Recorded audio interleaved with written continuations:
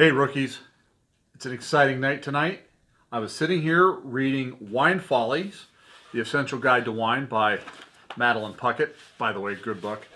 And I was going through the future wine list for reviews, and I found a gem. Tonight I am reviewing Barnard Griffin Syrah 2017 Port. Stay tuned.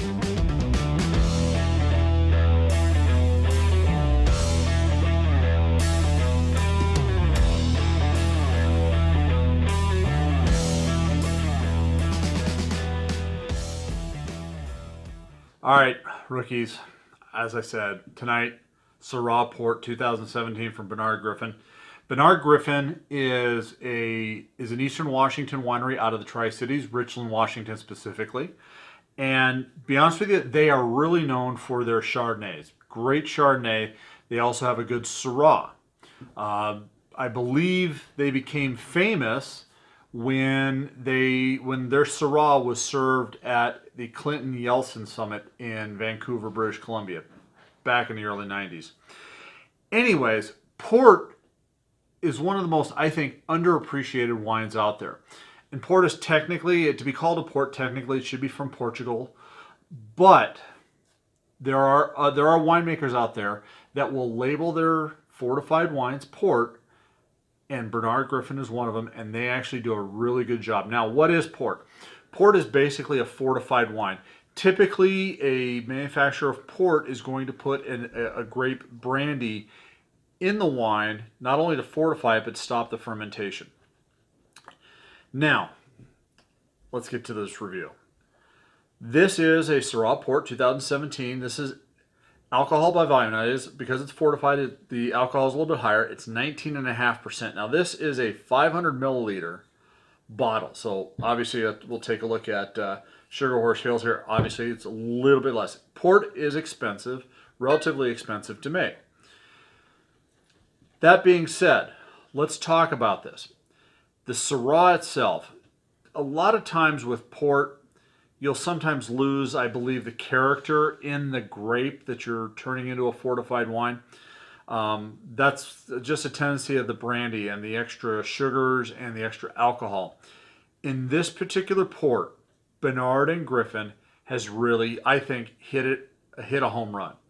And if they don't sell out of this port, it's going to be a crying shame. More people should be drinking port. Let's go to the nose on this. Now, Syrah, my personal opinion, Syrah for the state of Washington should be the premier grape. And if the Washington Wineries Associations had their act together, they would be promoting this. Washington Syrahs are amazing. They have tendencies to have good pepper in them. They have tobacco. They have all sorts of fruit notes, everything from as light as strawberry and cranberry all the way up to blackberry, depending on where it's grown. It is a very versatile grape, and personally, it's my favorite red wine.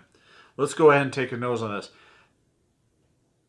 Just to let you guys know, this is my second glass. I had to go ahead and make sure that I was right on with this. Anyways, let's go ahead.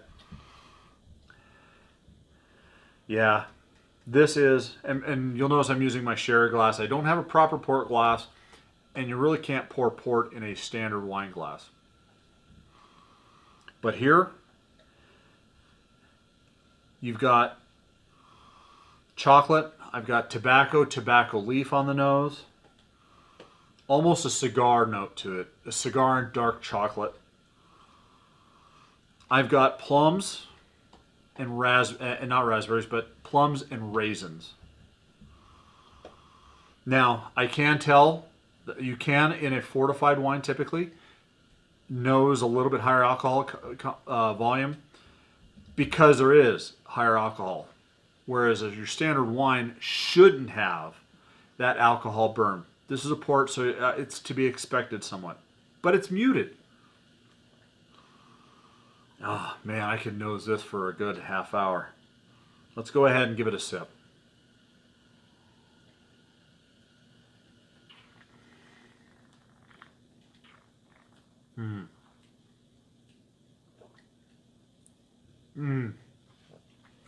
the fruit, that plum and dried raisins, or the plum and raisins is right there. Dried cranberries is there. The tobacco note that was on the nose has transformed into kind of a cedar cigar box style of flavor. There's a little bit of minerality to the flavor, which I didn't pick up on the nose. The chocolate, though, the chocolate is there. I mean, it just coats your mouth. That's when it initially hits it. The mid palate, the chocolate stays.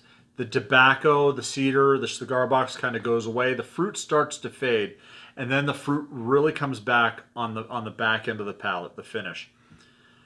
Ladies and gentlemen, if you're especially here in Washington State, you have the option. Now, I will put a link in the general description. If you are a port fan, I will put the link in for Barnard Griffin. I would go ahead and order this online and have them ship it to you. When it comes to ports, you can't really judge a port like you can a Cabernet Sauvignon or a red blend or anything, because you have to judge a port by a port. On a scale of 1 to 100, though, for ports, now, is this a Portugal-style port? Is this a Tawny or a Ruby? No. But in its own right, this is an amazing pour. Easily, I'm going to give this a 91 out of 100. I mean, I've had some ports where I've regretted opening the bottle and I've just wanted to go ahead and drain pour it. Don't do that, by the way. Ports actually make a really good red wine reduction when you're cooking. But I really can't recommend this highly enough. So, anyways, if you like this video, if you get excited about port, go ahead and hit the like button. If you have any questions, I'll try to answer what I can.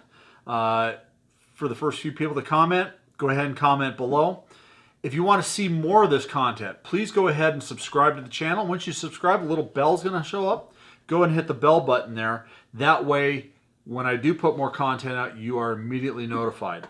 So, anyways, folks, appreciate you tuning in tonight.